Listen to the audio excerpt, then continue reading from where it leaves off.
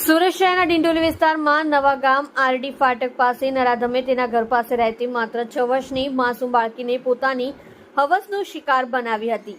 દાદા દાદી પાસે રમતી માસૂમ બાળકીને બિસ્કિટ અપાવવાના બહાને પોતાના ઘરે લઈ ગયો હતો. ત્યારબાદ નરાધમ ઈસમે માસૂમ બાળકી પર બળાત્કાર ગુજારતા ચકચાર મચી જવા પામી છે. હાલ તો બાળકીને ગંભીર હાલતમાં સારા દરવાજા સ્થિત સ્વીમેન હોસ્પિટલમાં સારવાર માટે ખસેડવામાં આવી છે, જ્યાં બાળકીને આઈસીયુમાં રાખવામાં આવી છે. બનાવને પોલીસે તેના પરિવારની ફરિયાદને આધારે બળાત્કારનો ગુનો નોંધી વધુ તપાસ હાથ ધરી છે. બાળકી દાદા અને દાદી સાથે અને નાના ભાઈને પાસે રમતી હતી. મળતી માહિતી પ્રમાણે ડિંડોલી નવા ગામ આરડી ફાટક પાસે આવેલી શ્રીનાથ સોસાયટીમાં રહેતો સુરેશ ઉર્ફે સલમાન ગોસ્વામી સામે ગતરોજ ડિંડોલી પોલીસ મથકમાં બળાત્કારની ફરિયાદ નોંધાઈ છે. સુરેશની ઘર નજીકમાં રહેતા પરિચિતની માસૂમ બાળકી પર દાનત હતી. 2 જુલાઈના બપોરના સમયે 6 વર્ષની માસૂમ બાળકીના માતા પિતા કામ અર્થે બહાર ગયા હતા. આ દરમિયાન તે તેના દાદા દાદી પાસે અને તેના નાના ભાઈ સાથે ઘરે રમતી હતી. તકનો લાભ ઉઠાવી સુરેશ ઉર્ફે સલમાન તેના ઘરે પહોંચ્યો હતો. શરૂઆતમાં તો માસૂમ બાળકીના દાદા સાથે વાતચીત કરી સમય પસાર કર્યો હતો. ત્યારબાદ દાદાને માસૂમ બાળકીને બિસ્કિટ અપાવવાની લાલચે પોતાની સાથે લઈ ગયો હતો. બાળકીને પોતાના ઘરમાં લઈ જઈ નરાધમ સુરેશ ઉર્ફે સલમાને બળાત્કાર ગુજાર્યો હતો. એના કારણે બાળકીએ બૂમાબૂમ કરી રડવાનું શરૂ કરી દીધું હતું. દરવાજો ખોલી નરાધમ નાસી છૂટ્યો. આ દરમિયાન એક મહિલાએ દરવાજો ખખડાવતા માસૂમ બાળકી લોહીલુહાણ હાલતમાં મળી આવી હતી અને તકનો લાભ લઈ સુરેશ ત્યાંથી ભાગી ગયો હતો. બનાવને પગલે બાળકીને તાત્કાલિક સારવાર માટે સારા દરવાજા સ્થિત સ્વીમેન હોસ્પિટલમાં સારવાર માટે ખસેડવામાં આવી હતી. હાલ તો તે સારવાર હેઠળ છે. ઉલ્લેખનીય છે કે બનાવને પગલે બાળકીના પરિવારજનો ડિંડોલી પોલીસ મથકમાં ફરિયાદ નોંધાવતા પોલીસે સુરેશ ઉર્ફે સલમાન ગોસ્વામી સામે બળાત્કારનો ગુનો દાખલ કરી કાયદેસરની કાર્યવાહી હાથ ધરી હતી. ડિંડોલી પોલીસે અલગ અલગ ટીમો બનાવીને આરોપીની શોધખોળ હાથ ધરી હતી, જેની ગણતરીના કલાકોમાં આરોપી સુરેશને ઝડપી પાડવામાં આવ્યો હતો.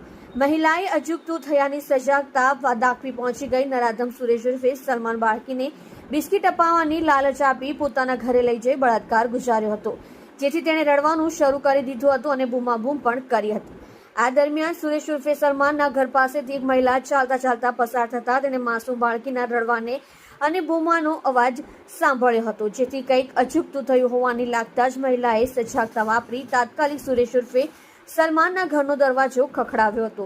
સુરેશે ઘરનો દરવાજો ખોલતાની સાથે જ મહિલાએ ઘરમાં જોતા માસૂમ બાળકી જમીન પર લોહીલુહાણ હાલતમાં પડેલી હતી, જેથી ગભરાઈ ગયેલો સુરેશ ઘરમાંથી ભાગી ગયો હતો અને મહિલાએ તાત્કાલિક બાળકીના પરિવારજનોને આ વાતની જાણ કરી તેને સારવાર માટે હોસ્પિટલ ખસેડી હતી. ડિંડોલી પોલીસ સ્ટેશન વિસ્તારમાં એક નાની દીકરી જે 5 થી 6 વર્ષની છે, એના ઉપર એક વ્યક્તિએ દુષ્કૃત્ય આચર્યું હતું. જે અનુસંધાને પોલીસે ભારતીય ન્યાય સંહિતાની કલમ 65(2) મુજબ અને પોક્સોની કલમ ઉમેરી અને ગુનો દાખલ કર્યો છે.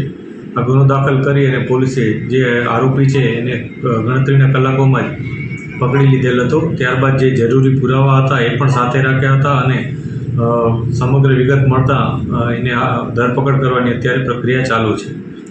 જે આરોપી છે એનું ગુનાહિત ઇતિહાસ અમે તપાસ કરી રહ્યા છીએ. અત્યારે જે પોલીસ પાસે માહિતી છે એ મુજબ જે આરોપી છે એ પડોશી છે આ દીકરીનો અને એના પરિચયમાં જ હતો. જ્યારે દીકરીને કોઈને કોઈ બહાને જેમ કે કંઈક ખાવાનું આપવાના અથવા ચોકલેટ કે એવું કોઈ બહાને એને ત્યાંથી લઈ ગયો હતો અને પોતાના ઘરમાં લઈ જઈને આ દુષ્કૃત્ય આચર્યું હતું. જ્યારે દીકરી મળી આવી હતી ત્યારે એની કન્ડિશન થોડી ખરાબ હતી. એના બ્લીડિંગ થયું હતું, એને લોહીના નિશાનો પણ હતા. આ ઉપરાંત જે આરોપી હતો એ પણ કઢંગી હાલતમાં હતો. આ મુજબની પરિસ્થિતિ એ સીન ઓફ ક્રાઇમમાં હતી. પોલીસે ત્યારબાદ આરોપી ત્યાંથી ભાગી ગયો હતો. પોલીસે ખૂબ જ ગણતરીના કલાકોમાં આરોપી સુધી પહોંચી ગઈ હતી.